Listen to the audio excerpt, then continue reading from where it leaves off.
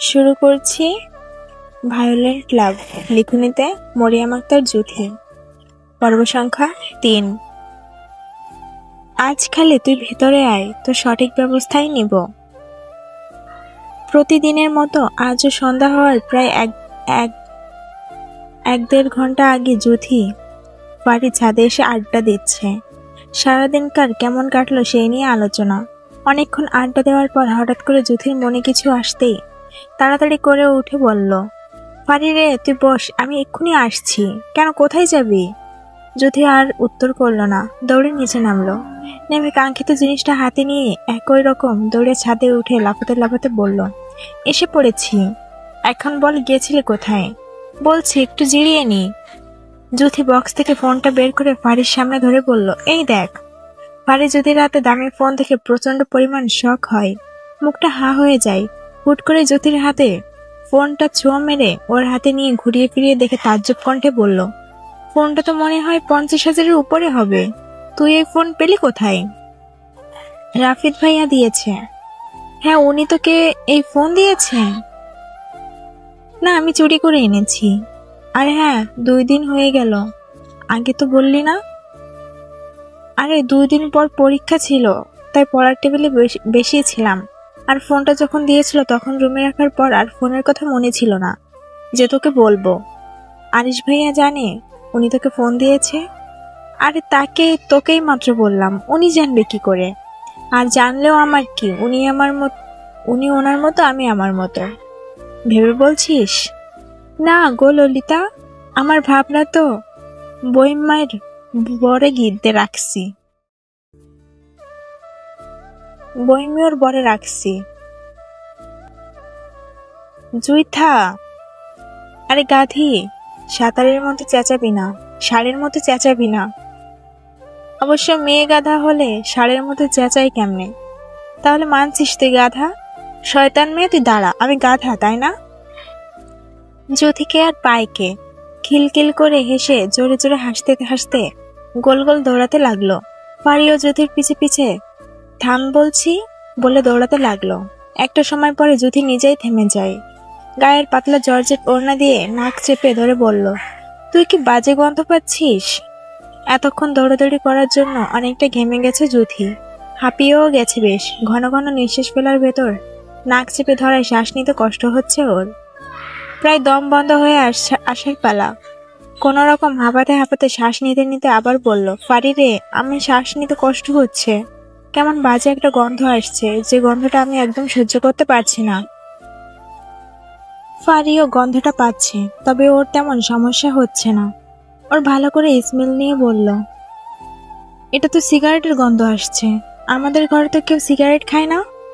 ফারি ছাদের আশপাশটা ভালো করে তাকালো। তখন ছাদের রেলিং ধরে আরিশকে এক দৃষ্টিতে জ্যোতির দিকে তাকিয়ে সিগারেট খেতে আর ধোঁয়া ওড়াচ্ছে দেখে ফারি তপ্তশ্বাস ছেড়ে ওর দিকে এগিয়ে গিয়ে বলল, ভাইয়া, ওটা ফেলে দাও, মৌ শ্বাস নিতে পারছে না। ফারির কথায় আরিশের কোনো হেলদোল হলো না। এখনো এক দৃষ্টিতে তার মৌয়ের দিকে তাকিয়ে আছে। তবে কিছু একটা ভেবে ফারির দিকে তাকিয়ে বলল, তুই নিচে যা, আমি আমার মৌকে সামনে নিচ্ছি। ফারিকে কথাটা বলতে দেরি, কিন্তু ওর যেতে দেরি হলো না। একবার জ্যোতির দিকে তাকিয়ে বিনা বাক্যে চলে গেল। ফারিককে চলে যেতে দেখে আরিশ সিগারেটের ধোঁয়া ছাড়তে ছাড়তে জ্যোতির কাছে গিয়ে দাঁড়ায়। জ্যোতির নাকে আসা গন্ধটা আরো তীব্র হয়, দুপা পিছাতে পিছাতে একদম রেলিং এর সাথে মিশে যায়। এতটা তীব্র গন্ধ না নিতে পেরে চোখ দুটো লাল হয়ে তাতে পানি জমিয়ে যায়। তবুও অনেক কষ্টে আরিশকে বলল, দয়া করে হাতের সিগারেটটা ফেলে দিন, আমি এগুলো খাওয়া একদম পছন্দ করি না, আর এসব কিছু ধোয়া সহ্য করতে পারি না, প্লিজ ফেলে দিন। আরিশ মায়াভরা দৃষ্টি নিয়ে তার মৌয়ের কথাগুলো শুনলো, অতঃপর সিগারেটটা মুখের কাছে নিয়ে জোরে একটা টান দিয়ে হাত থেকে সিগারেটটা ফিক্কা মেরে নিচে ফেলে দিল। মুখটা উপরে আকাশের দিকেও এর করে ধোঁয়াটা আকাশের দিকে উড়িয়ে দিয়ে তার মৌয়ের দিকে তাকিয়ে বলল, আমি আরিশ আজ এই মুহূর্তে থেকে সিগারেট খাওয়া বন্ধ করে দিলাম, শুধু আমার মৌচাকের জন্য। জ্যোতি আরিশের কথাটা মালুমে নিল না, কারণ সে তখনও গন্ধ থেকে নিজেকে প্রোটেক্ট করার জন্য ব্যস্ত। কিছুক্ষণ পর গন্ধটা না পেয়ে মুখ থেকে ওড়নাটা সরিয়ে স্বস্তির নিঃশ্বাস নিল। তারপর আস্তে আস্তে চোখ খুলে আরিশের দিকে তাকায়। ভেজা চোখ, গোলাপি টকটকে কাপা কাপা ঠোঁট, নিজেকে স্বাভাবিক রাখতে পারল না। তাই সাথে সাথে চোখ দুটো বন্ধ করে মাথাটা একটা ঝাড়ি দিয়ে চোখ মেলা তাকালো। আবারও চোখে পড়ল ময়ের মায়া ভরা মুখটা। ব্যাস, নিজেকে আর কন্ট্রোল করতে পারল না। দুই হাত রেলিং এর দুই পাশে রেখে জ্যোতিকে দুই হাতের মধ্যে করে নিল, যাতে বের না হতে পারে। আস্তে আস্তে করে জ্যোতির ঠোঁটের কাছে ঠোঁট নিয়ে গভীরভাবে ঠোঁট দুটো নিজের আয়ত্ত করে নিল। জ্যোতি ভীষণভাবে শখ হলো। যেমনই ভাবে মানুষ ধ্যানে পড়লে তার আশেপাশে কি হয় কিছুই বুঝতে পারে না, জ্যোতির বেলায় ঠিক তেমনটাই হয়েছে। টানা 1 মিনিট না, 2 মিনিট না, 7টা মিনিট আরিশ জ্যোতির ঠোঁট দুটো নিজের ঠোঁটের সাথে আবদ্ধ করে রেখেছে। আরিশের চুমু খেয়ে মন ভরে গেলে আস্তে তার ময়ের ঠোঁট দুটো ছেড়ে দেয়। তৃপ্তির চোখে তাকিয়ে আবারও শব্দ করে গালে চুমু খায়। হুশ আসে জ্যোতির। আরিশকে নিজের কাছে থেকে ঠেলে সরাতে চায়, কিন্তু আরিশকে এক চুলও সরাতে পারেনি। আরিশ জ্যোতির আদলের দিকে মুগ্ধ দৃষ্টিতে তাকিয়ে বলল, তোর শত ভুল শত অন্যায় আমি 1000বার ক্ষমা করতে রাজি, কিন্তু তোর ভুল অন্যায় ক্ষমা করলেও তোর দিকে যে হাত বাড়ানোর চেষ্টা করবে তাকে শেষ করতে আমার 1 মুহূর্ত সময় লাগবে না, কারণ তোকে সম্পূর্ণ আমার থাকতে হবে। এতটুকু বলে আবারও অন্য গালে শব্দ করে চুমু খায়। পরপর চুমু খেতে দেখে জ্যোতি আরিশকে ধাক্কা দিয়ে হাত দুটো দিয়ে গাল ঘষতে ঘষতে বলে, ছি, বারবার এভাবে চুমু খাচ্ছেন কেন? আপনার লজ্জা করে না? আপনি ভাই হয়ে। হুট করে কি যেন হলো বুঝলো না। যখন ঠোঁটে ব্যথা অনুভব করে তখনই শব্দ করলো আরিশের থেকে ছাড়া পাওয়ার জন্য, কারণ আরিশ জ্যোতির ঠোঁট দুটো কামড়ে ধরেছে। জ্যোতি বারবার হাত থাপড়াচ্ছে আরিশের থেকে ছাড়া পাওয়ার জন্য। একটা সময় আরিশ ছেড়ে দিল যখন জ্যোতির ঠোঁট দুটো ফুলে উঠল। জ্যোতি ঠোঁটে হাত দিয়ে নিচের দিকে তাকিয়ে ফুপিয়ে কান্না করছে। আরিশ জ্যোতিকে কান্না করতে দেখে বেজায় বিরক্ত হয়ে বলল, সোজা রুমে যাবে, গিয়ে পড়তে বসবি মৌ, আমি ফারিকে দিয়ে সন্ধ্যায় নাস্তা পাঠিয়ে দিব। জ্যোতি ফুপিয়ে কাঁদতে কাঁদতে নিচে নেমে এলো। তখন ওখান দিয়ে রাফিদও রুমে যাচ্ছিল। জ্যোতিকে কাঁদতে কাঁদতে রুমে যেতে দেখে ভ্রু কুচকে সেদিকে তাকিয়ে পাশে থাকায় তখন আরিশও ছাদ থেকে নেমে এসেছে। আরিশকে দেখে রাফিদ এগিয়ে এসে বলল, জ্যোতি কান্না করতে করতে গেল কেন? তুই কিছু বলেছিস? সেটা কি তোর মতো বালের কাছে কৈফিয়ত দিতে হবে? মুখের ভাষা ঠিক করে কথা বল। কি করবি তুই? আমার বাল ফেলাবি? দরকার হলে বাল ফেলাবো। ঠিক আছে, আগে ফেলাবি, তারপর বলতে আসবি। তুই জ্যোতি থেকে দূরে থাকবি, সেটা তুই বলার কে রে? বরঞ্চ তুই দূরে থাকবি আমার ময়ের থেকে, আর নয়তো ভুলে যাব তুই আমার এক রাবিতে ভাই হুঁস। বলে রাফিদকে আর কিছু বলার সুযোগ না দিয়ে দপদপ পায়ে ফেলে সেখান থেকে চলে যায়। সময় যায় স্রোতের মতো। তখন ছাদ থেকে আসার পরে জ্যোতি রাতে খাবার খেয়ে আর নিচে নামেনি। ফারিও আর রুমে যায়নি। সন্ধ্যা থেকে একটানা পড়ার পর টেবিল থেকে উঠে দাঁড়ায়। জ্যোতি অনেকটা পড়া করে ফেলেছে, এখন আর কিছুই মাথায় ঢুকছে না, তাই এখন ঘুমানোর প্রস্তুতি নিচ্ছে। যদিও খিদা লেগেছে তবুও সে আজ নিচে নামবে না, আরিশের মুখোমুখি সে হবে না। কিছুক্ষণ পর পায়চারি করার পর তানিশার কথা মনে পড়ে উঠতে ওর ফোনটা হাতে নেয়, চটজলদি করে ফোন দেয় ওর নাম্বারে। কিছুক্ষণ রিং বাজার পরে রিসিভ হয় অপর পাশ থেকে। ওই জানো, কি করছিস রে? এ তো মাত্র পড়ে উঠলাম। ভাইদা, এটা কি তোর নাম্বার? তুই কি করিস? আমি মাত্র পড়ে উঠলাম। আমি বুঝতে পারি না তোর আর আমার সব সময় এত মিল হয় কিভাবে? জ্বর আসলে তোরও আসবে, আর সর্দি হলে তো আমারও সর্দি হবে। আমার তো মাঝে মাঝে মনে হয় আমরা আগের কোন জন্মের যমজ বোন ছিলাম। তুই এসব বাদ দে, এখন বল তখন কে এসেছিল? তানিশা ওকে সব বলল, শুধু বলল না আয়নের কথাগুলো। কারণ জ্যোতি যদি জানতে পারে আয়ন ওকে পছন্দ করে তো কাম হয়ে গেল। এমনিতে সারাদিন তোর মাথা খায়, 2 ভাইয়ের মতো 1 ভাইয়ের বউ করে আনবে। তাই আর বলতে গিয়ে বলল না। তানিশার ও খুব ইচ্ছে ছিল ওর ভাইটা বড় থাকলে জ্যোতিকে ওর ভাবি বানাবে, কিন্তু স্বপ্ন তো স্বপ্নই রয়ে গেল, কারণ ভাইটা যে অনেক ছোট। দুই বান্ধবী আরো কিছুক্ষণ কথা বলে ফোন কেটে দিয়ে যে যার মতো শুয়ে পড়ল।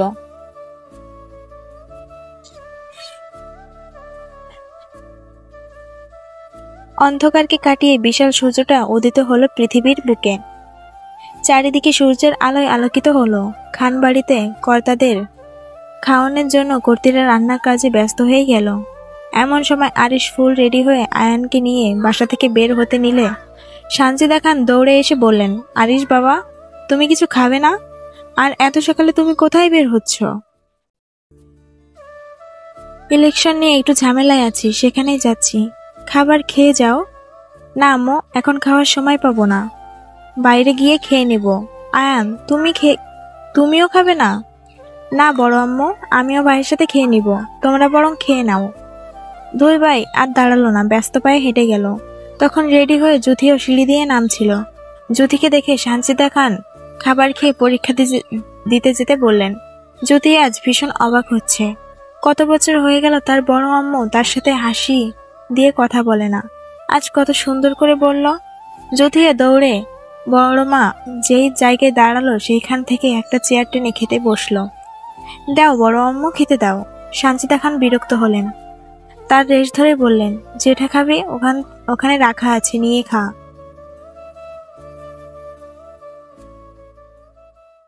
অতি জ্যাম হওয়াতে সামনে গাড়িগুলো একে একে আটকে রয়েছে। সবার বিরক্ত বেশ। কিছুক্ষণ পরে জানা গেল সামনের রাস্তা আটকানো। সেখানে নাকি দুই পক্ষের মারামারি হচ্ছে এমপি ইলেকশন নিয়ে। সাধারণ অনেক মানুষ এটা শুনে ভয় পেয়ে যায়। সামনে এগোনোর সাহস কেউ হলো না। গাড়ি নিয়ে চলে যাওয়ার সুযোগ হচ্ছে না, তাই যে যার গাড়ির ভেতরে চুপচাপ সামনে কি হচ্ছে তা তামাশা দেখে যাচ্ছে। একসময় মারামারি থেকে তীব্র ঠাস ঠাস শব্দ শোনা যায়। এটা কোনো সাধারণ শব্দ নয়, গুলির শব্দ। ওখানে থাকা প্রায় মানুষই দোকানপাট বন্ধ করে যে যার বাড়ির উদ্দেশ্যে জীবন বাঁচানোর জন্য চলে যায়। প্রায় অনেক মানুষ চলে যাওয়াতে জায়গাটা পুরো জনশূন্য হয়। তখন গাড়ির ডিকির ওপর উঠে পায়ের উপর পা তুলে বসলো আরিশ। বলল, এত বছরে আমাকে চিনলি না? সোজা আমার সাথে পাঙ্গা নিতে চলে আসলি? বিরোধী দলে নেতৃত্বের ছেলে আমান শিকদার বলল, দেখ আরিশ খান, তুই এত বছর দেশে ছিলি না, তাই আমাদের সম্বন্ধে তোর আইডিয়া নেই। এবার ইলেকশনে আমরাই বিজয়ী হব, আর এতে কোনো বাধা আসলে তোকে। ওর বাকি কথা শেষ করতে না দিয়ে আরিশ গাড়ির ডিকির উপর পা উঠিয়ে আসন দিয়ে বলে বসলো, তা আমি তো এত বছর দেশে ছিলাম না, তখন কেন তোরা এমপি হলি না? তখন হতে পারিনি, হয়নি, এখন হব।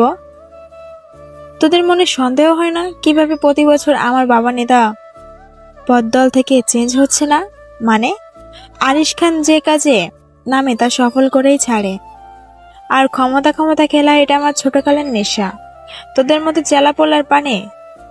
চেলাপোলা পারে শুধু বাড়তি ঝামেলা করতে। আরিশ খান, তুই কি আমাদের ভয় দেখাতে যাচ্ছিস? তোর কি মনে হয় শুধু ভয়? তাহলে কি তোদের নিয়ে আসা এতগুলো মানুষকে উড়িয়ে দিতাম? আমান কিছুটা ভয় পায় আরিশকে হাতের বন্দুকটা গোল গোল ঘুরাতে দেখে, তবুও ভয়কে আরিশকে বুঝতে দেয় না, দিয়ে বলল, দেখ আরিশ খান, আমাদের কাজ আমাদের করতে দে, তাহলে আমরাও তোর পথে বাধা হব না। তুই এবার এমপি হবি। শুয়োরের বাচ্চা, নারীদের ব্যবসা করবি, তাও আমার খেতাব নিয়ে, আবার সেটা আমাকে জিজ্ঞাসা করছিস? তোর জিপ টেনে যে এখনো ছিঁড়ে ফেলেনি, সেটাই তোর সাত পুরুষের কপাল। ভালোই বলছি, জীবনটা অকালে হারাস না, এই পথ ছেড়ে দে। আরিশ খান, তুই এখন নেতা হইসনি, হয়ে যাব। তুই কি দেখ, তোদের সাথে ফালতু কথা বলার টাইম আমার কাছে নেই। যে জন্য এখানে আসা, মেয়েগুলোকে ছেড়ে দে। যদি না দি, ঠুস।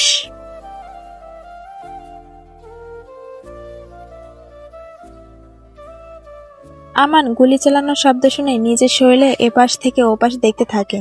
পুরো শরীরে চেক করে স্বস্তির নিঃশ্বাস নেয়, কারণ ও ভেবেছিল আরিশ গুলিটা ওকেই করেছে।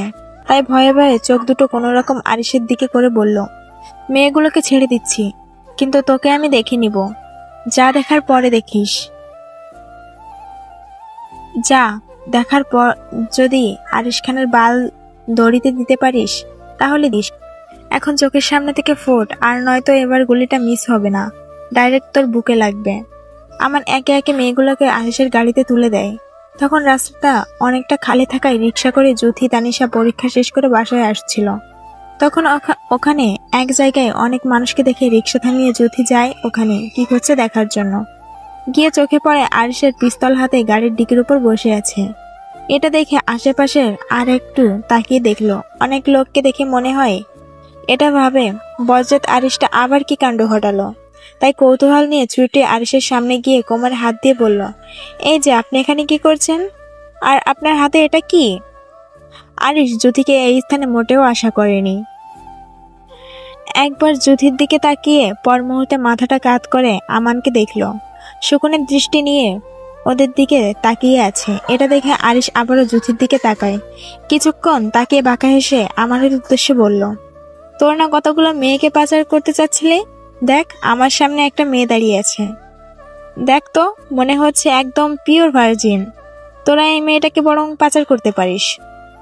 জ্যোতি এটা শুনে দুপা পিছিয়ে যায়, একবার আরিশের দিকে তো আরেকবার আমানের দিকে তাকিয়ে ঢোক গিলে বলল, আমি তো এখানে শুধু কি হয়েছে দেখতে এসেছিলাম, তাই বলে এখন আমাকে পাচার করে দিবেন? মুখটা ছোট করে আমার জ্যোতির দিকে তাকিয়ে কিছু বোঝার চেষ্টা করলো। আসলে মেয়েটার সাথে আরিশের কোনো সম্পর্ক আছে কিনা, তাই আরেকটু বিষয়টা বোঝার জন্য ওদের দিকে এগিয়ে গিয়ে বলল, ঠিক আছে, আরিশ খান কোনো মেয়েকে নিজ থেকে পাচার করার কথা বলছে, ফিরিয়ে দেই কিভাবে? জ্যোতি আরেকটু আরিশের কাছে এগিয়ে গিয়ে ভয়ে ভয়ে বলতে নিল, ভাইয়া আমি আপনার ঠাস, আপনি আমাকে মারলেন? দুই চোখ থেকে টপ টপ পানি গড়িয়ে পড়ছে। আয়ান, এই মেয়েকে আমার সামনে থেকে বিদায় কর, আর নয়তো এখানে আরো একটা লাশ পড়বে। আয়ান দৌড়ে জ্যোতির কাছে এসে ওর এক হাত ধরে রিক্সার দিকে যেতে যেতে বলল, তুই এখানে এলি কিভাবে বোন? তাছাড়া যেখানেই ঝামেলা সেখানেই তোকে কেন আসতে হবে? নিজেও মার খাবি, সাথে আমাকেও মারবি। কিন্তু ভাইয়া উনি। চুপ, একদম চুপ। এখানে বসে আর একটা কথাও যেন তোর মুখ থেকে না শুনি। গাড়ি করে দিচ্ছি, সোজা বাড়ি যাবি। জ্যোতি আর কথা বাড়ালো না, কান্না করতে করতে তানিশার সাথে গাড়িতে উঠে পড়ল। ঠিকই আছে, তুই ওখানে গিয়েছিলি কেন? তোকে নিষেধ করেছিলাম না? তানিশা, আমি কি বুঝেছিলাম ওখানে উনি ছিল? নাক টেনে টেনে, তুই তো কিছুই বুঝিস না। দুটো খাস, তারপর তো শিক্ষা হয়। আমি না হয় একটু ভুল করেছি, তাই বলে উনি আমাকে মারবেন? তানিশাকে চুপ করে থাকতে দেখে যদিও গালে হাত দিয়ে চুপ হয়ে যায়। সারাদিন পার হয়ে গেল, ছেলেটা এখন পর্যন্ত বাসায় ফিরল না। ফোন করছি তাও ধরছে না। আপনি একটু গিয়ে দেখুন না, বললেন সানজিদা খান। আমি গেলে কি তোমার ছেলে আসবে? সে তো আমার সাথে কথা পর্যন্ত বলে না। আয়ানকে ফোন দিয়ে দেখো ওরা কোথায় আছে। ওরা কেউ ফোন ধরছে না। আপনি একটু ব্যবস্থা করুন না।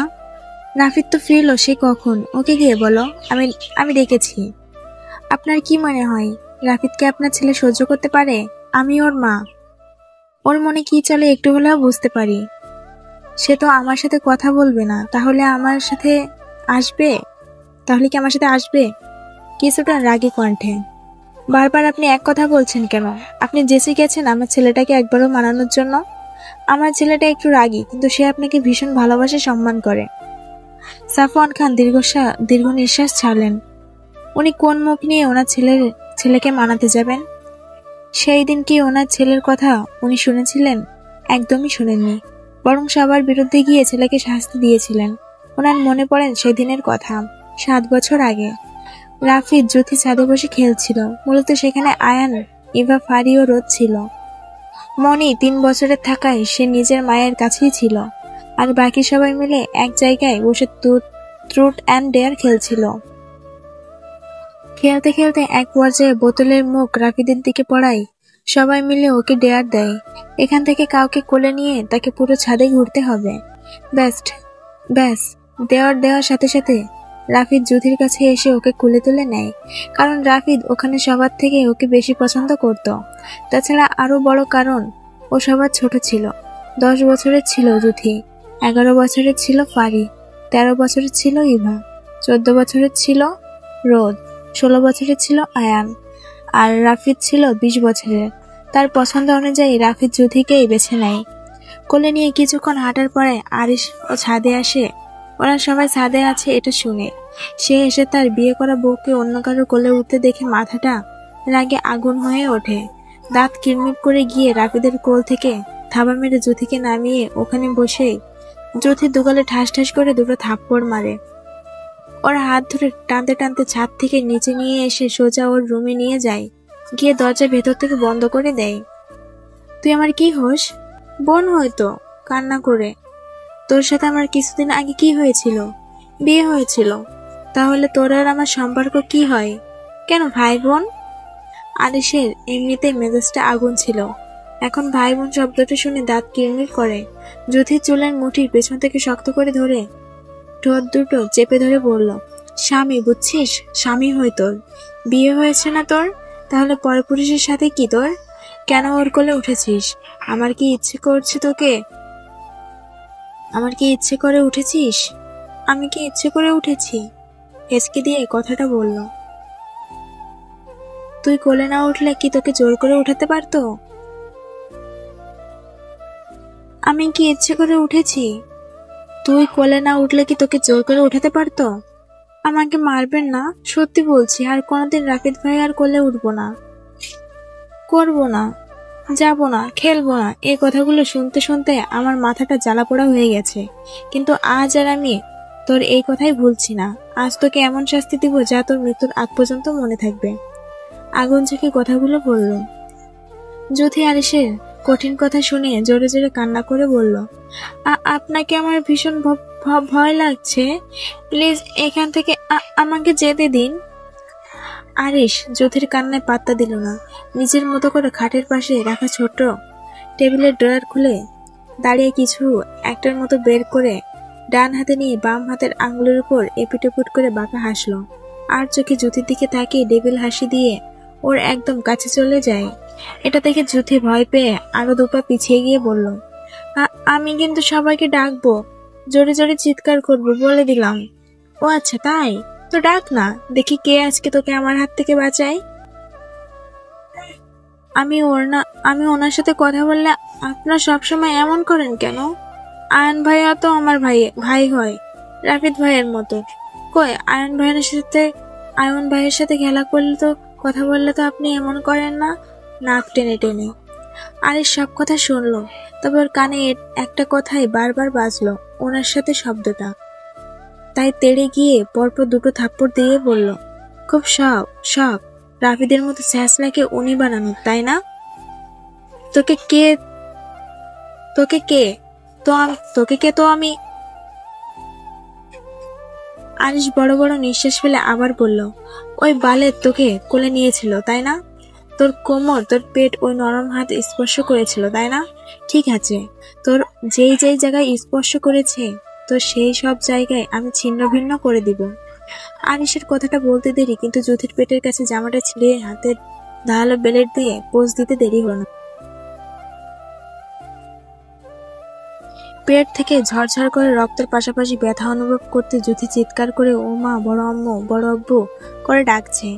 ছোট হাত দিয়ে পেট কাটা জায়গায় চেপে ধরে অনবরত জোরে জোরে কান্না করছে। জ্যোতির চিৎকার শুনে রাফিদদের পাশাপাশি বাড়ির প্রত্যেকটা মানুষ আরিশের বন্ধ দরজার সামনে জড়ো হয়। ভেতর থেকে জ্যোতির কান্না ও চিৎকার শুনে সানজিদা খান বললেন, আরিশ দরজা খোল, মৌকে বের করো, দরজা খুলো, মৌকে বের করো, ও চিৎকার করে কান্না করছে। আরিশ, তুমি একদম ওর গায়ে হাত দিবে না। ওনার পাশাপাশি সাফওয়ান খান ও ডাকাডাকি শুরু করলেন, কিন্তু আরিশ দরজা খুলল না, বরং জ্যোতির পেটে পোজ দিয়েও শান্ত হয়নি সে। পরপর দুটো পোজ বসায় জ্যোতির পেটে। জ্যোতি আবারও চিৎকার শুনে আরিশ ড্রয়ার থেকে টেপ কস বের করে ওর মুখে লাগিয়ে দেয়, সাথে জ্যোতি চুলের মুঠি পেছন থেকে শক্ত করে ধরে শাসিয়ে বলল, এখন তো শুধুমাত্র পেট কাটলাম, তোকে তো এখন আমি আগুনে পুড়াবো। পেটের কাটা জায়গাগুলোতে তীব্র ব্যথা, সেই স্থান থেকে রক্ত ঝরে জ্যোতির হাত জামা সহ সমস্ত পেট রক্তে লাল হয়ে গেছে। ওর মুখে টেপ থাকায় কোনো কথা বলতে না পারায় শব্দ করে আরিশকে বোঝানোর চেষ্টা করলো সে যেন তার সাথে এমনটা না করে, কিন্তু আরিশ শুনছে না। উন্মাদের মতো লোহা ম্যাচ দিয়ে গরম করে জ্যোতির হাতের তালুতে চেপে ধরে। জ্যোতি ব্যথায় চিৎকার পর্যন্ত করতে পারছে না, চোখ দুটো দিয়ে শুধু অনবরত পানি ঝরছে। জ্যোতি অসহায় চোখ দুটো আরিশের দিকে তাকিয়ে আছে। এক সময় মুখে টেপ লাগানো থাকায় পাশাপাশি অতিরিক্ত কান্নার জন্য নাকি সর্দি আটকে যায়, যে কারণে শ্বাস নিতে না পারায় হাতের ব্যালেন্স ছেড়ে দিয়ে সেন্সলেস হয়ে মেঝেতে পড়ে নিলে আরিশ তার মুখে রক্তাক্ত শরীরটা বুকের সাথে আঁকড়ে ধরে ওর দিকে তাকিয়ে দেখে তার বাচ্চা বউটা রক্তে পুরো শরীর মাখো মাখো হয়ে গেছে। ওর রাগ কিছুটা কমে আসে, চোখ দুটো স্থির হয় যখন দেখে তার মোর কান্নারত চুপসে যাওয়া মুখখানা। আরিশ জ্যোতির মুখ থেকে কস্টেপটা খুলে দেয়, ওভাবে কিছুক্ষণ তাকায় আদলের দিকে। তখন নিভে যাওয়া রাগটা যেন আবারও মাথায় টনক নড়ে ওঠে। প্রতিবার তার অবুঝ বউটাকে মার খেতে হয়, আজ রক্তাক্ত হতে হলো ওর জন্য। এর মাসুল ওকে দিতে হবে। ওর ফোঁস করার মধ্যে দরজা ধাক্কানো শব্দটা আরো তীব্র। বাহির থেকে সবার আহাজারি শোনা যায়, আরিশ মেয়েটাকে মারিস না একদম। একসময় আরিশ তীব্র রাগ নিয়ে দরজাটা খুলে দেয়। দরজা খুলে আরিশকে দেখে সবাই হতভম্ব হয়ে যায়। হাতে রক্ত লেগে আছে, চুলগুলো অগোছালো, চোখ দুটো লাল। এটা দেখে জ্যোতির আম্মু, আরিশের আম্মু, রাফিদের আম্মু সবাই রুমের মধ্যে ঢুকে পড়ে, বাকরুদ্ধ হয়ে যায়। সানজিদা খান জ্যোতির বেহাল অবস্থা দেখে তেড়ে গিয়ে আরিশকে পরপর দুটো ঠাসিয়ে থাপ্পড় দেয়। থাপ্পড় খেয়ে আরিশের ভাবান্তর হলো না। ক্রোধ নিয়ে তখনও রাফিদের দিকে তাকিয়ে আছে। সাফওয়ান খান ওই রুমে আর দাঁড়ালেন না, জ্যোতিকে কোলে নিয়ে হাঁটলেন হসপিটালের উদ্দেশ্যে। ওনার সাথে আয়ানও গেল, সাথে রাফিদও গেল। ওরা যাওয়াতে জ্যোতির আম্মু চোখের পানিটা মুছে আরিশের রুম থেকে বেরিয়ে যায়। সবার চোখেই পানি, শুধু পানি নেই আরিশের চোখে। ও তখনও নিচের দিকে নাক ফুলিয়ে তাকিয়ে আছে। তখন সানজিদা খান চেঁচিয়ে বললেন, তুমি কি জানো আর ওইটুকু মেয়েকে আঘাত করতে কিভাবে পারলে তুমি? তুমি আর কি কি কি করবে আরিশ? তুমি কি এখন মেয়েটাকে পৃথিবী থেকে বিদায় করতে চাও? কেন এমনটা করছো? তোমার অতিরিক্ত জেদের কারণে আমরা বাচ্চা মেয়েটাকে তোমার মতো 20 বছরের দামড়ার সাথে বিয়ে দিয়েছি, শুধু মেয়েটার প্রতি তোমার অত্যাচারের জন্য। কিন্তু এতেও তোমার অত্যাচার কমেনি, বরং বেড়েছে। আর আজ তুমি তার সবকিছু লিমিট ছাড়িয়ে গেছো। আমরা তো ভয় হচ্ছে মেয়েটা আদৌ বাঁচবে কিনা। আর আজ যদি ওর কিছু হয়ে যায় না আরিশ, আমি তোমাকে কখনো ক্ষমা করব না। আরিশ চুপ করে মায়ের কথাগুলো শুনল, কারণ সে তার গুরুজনদের ভীষণ সম্মান করে। তাই ওভাবে নিচের দিকে তাকিয়ে বলল, ও আমার বউ হয়ে কেন পরপুরুষের কোলে উঠবে? কেন পরপুরুষের দিকে তাকাবে? ও কেন রাফিদের সাথে খেলবে? ও শুধু আমার দিকে তাকাবে, আমার সাথে কথা বলবে, আমার সাথে ঘুমাবে। আর যদিও সেটা না করে, পরপুরুষের সাথে হেসে কথা বলে, তো এর চেয়ে খারাপ অবস্থা হবে। ওকে এই পৃথিবীতে বাঁচতে হলেও সম্পর্ক সম্পূর্ণ শারীরিক মানসিক আমার হয়ে বাঁচতে হবে। আর নয়তো ওকে মারবো, আমি নিজেও মরবো। আর আমাদের মাঝে যদি থার্ড পারসন ঢোকার চেষ্টা করে, তো তাকে সবার আগে পৃথিবী থেকে বিলুপ্ত করব, বলে সানজিদা খানকে আর কিছু বলতে না দিয়ে রুম থেকে বেরিয়ে যায়। সানজিদা খান ছেলের এমন বেপরোয়া কথায় কিছুটা অসন্তুষ্ট হন, সাথে ছেলে চলে যাওয়া দেখে কিছুটা ভয়ও পান। এখন আবার কি নতুন কাণ্ড ঘটায়? ঘড়ির কাঁটায় টিকটিক করে পার হয়ে গেছে ঘন্টাখানেক সময়। ততক্ষণে হসপিটাল থেকে ফোন আসছে জ্যোতির জ্ঞান ফিরেছে। এখন সে খানিকটা সুস্থ, বিকেলের দিকে নাকি বাড়ি নিয়ে আসতে পারবে। জ্ঞান ফিরেছে শুনে আরিশ আর দাঁড়ায়নি, তার মৌকে আনতে যেতে চলে গেছে হসপিটালে। আরিশকে হসপিটালে জ্যোতির কেবিনের দিকে যেতে দেখে সাফওয়ান খান আরিশের সামনে গিয়ে কঠিন কণ্ঠে বললেন, তুমি এখানে কেন এসেছো? তোমাকে কি আমরা আসতে বলেছি? আমার বউ, আমি নিতে এসেছি। এখানে আমাকে কে আসতে বলবে? ওকে নেওয়ার হলে আমরা নিব, তুমি চলে যাও। আরিশ ওর বাবার কথায় তেমন পাত্তা না দিয়ে কেবিনের দিকে হাঁটা দিল। তখন ওর সামনে রাফিদ এসে বাধা দিয়ে বলল, তুই ওর কাছে যেতে পারবি না, আর না আমরা তোকে যেতে দিব। তোর মতো